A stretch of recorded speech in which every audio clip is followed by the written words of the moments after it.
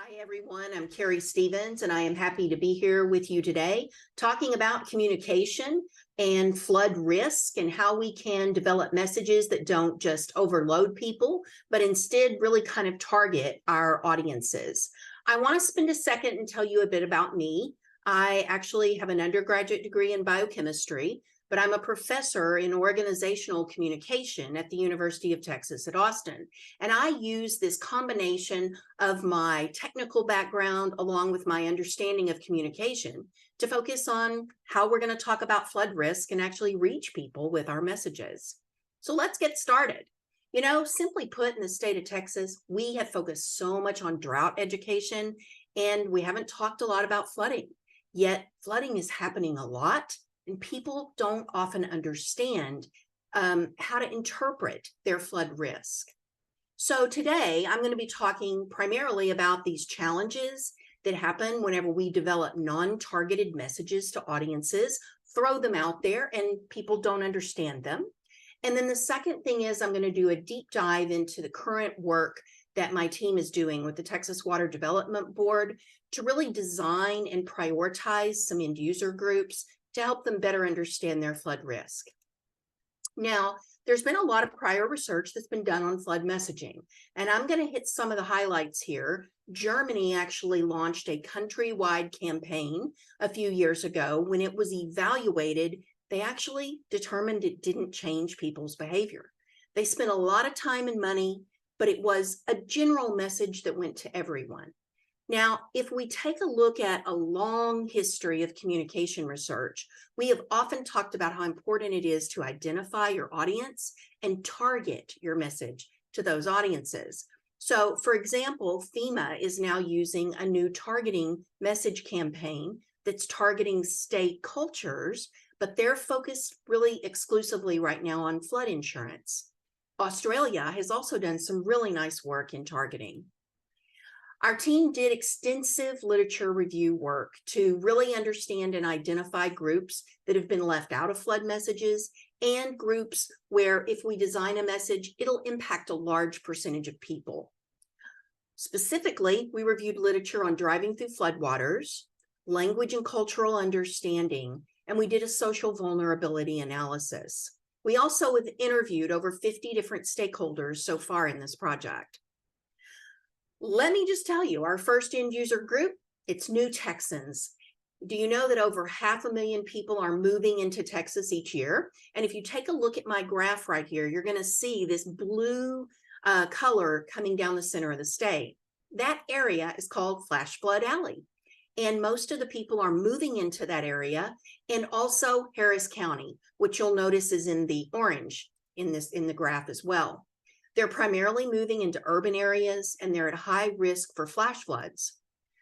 They're also at a stage in their lives where they're having to get a lot of new information. And so our team really determined that they're at an ideal time for us to try to reach them with flood risk information.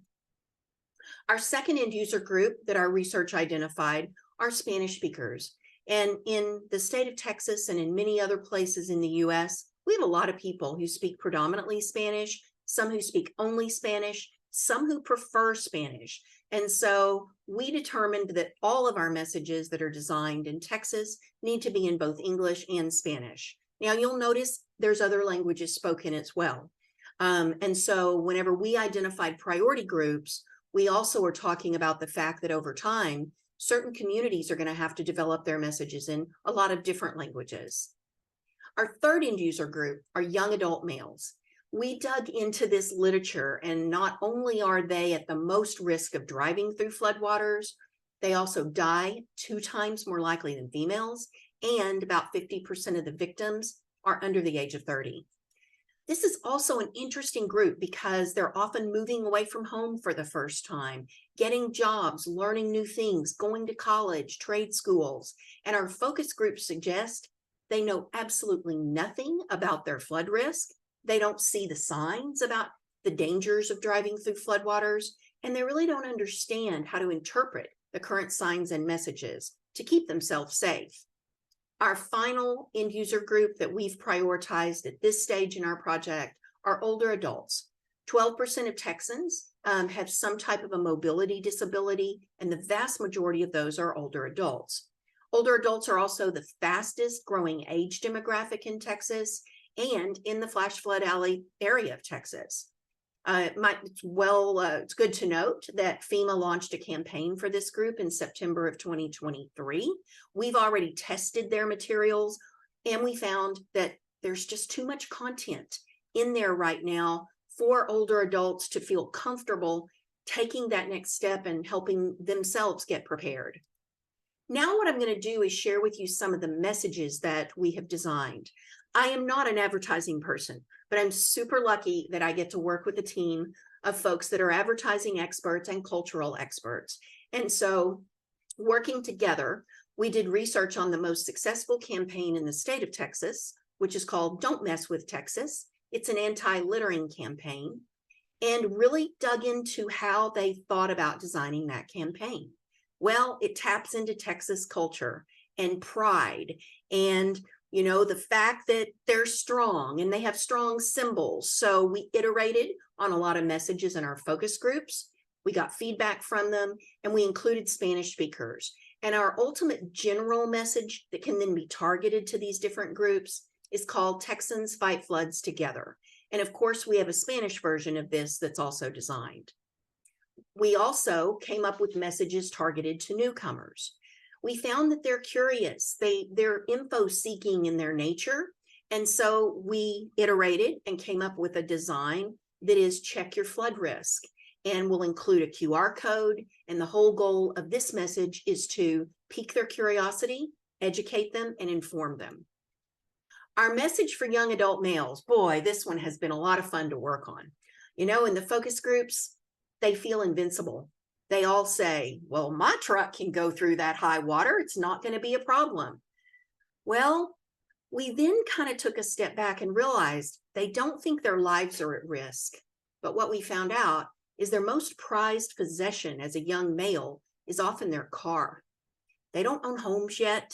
Many of them still rent, but that car and their insurance, yeah, they don't want to hurt that car. So this is the message that we came up with there. Keep your car high and dry. For older adults, we took the fact that the FEMA materials were overloading whenever we shared them with our focus group participants. And we realized we needed to help them kind of manage the overload of all that content.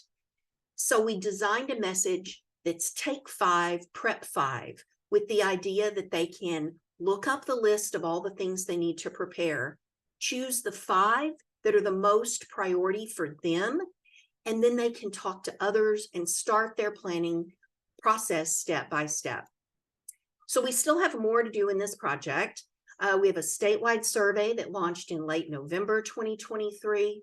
We're really curious and testing whether or not the perceptions of turnaround don't drown and low water crossings are understood by people. Those are the common safety signs. And we also are really trying to better understand how these different prioritized groups understand their flood risk. We'll be continuing our focus groups, and we're also planning for the future of flood messages in Texas.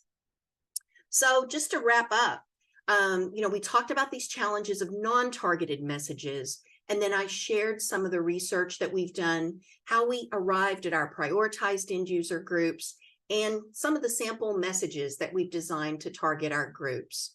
I really appreciate your time, and I look forward to answering questions and exchanging ideas, because this project is just one of many that my team is working on.